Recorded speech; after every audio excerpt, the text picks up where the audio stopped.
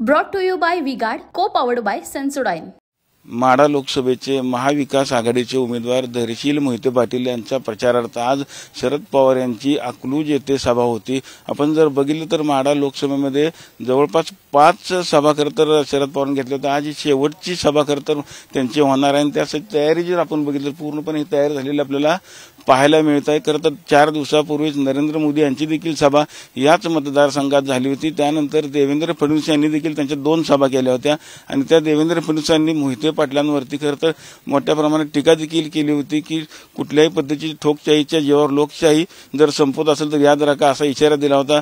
त्याचबरोबर इथं अनेकांचे मर्डर केलेले आहेत त्याचा देखील हिशोब चुकता केला जाणार आहे। त्याचबरोबर रणजित नाईक निंबाळकर यांनी देखील मोहिते पाटलांची टीका केली होती। या सगळ्या टीकेला आता खरं तर आज कशा पद्धतीने उत्तर दिलं जाणार आहे हे देखील पाहावं लागणार आहे। आपण जर बघितलं तर शरद पवारांची आज ही शेवटची ह्या मतदारसंघातली सभा असणार आहे। त्यामुळे 11 वाजता या सभेला खरं तर सुरुवात होणार आहे।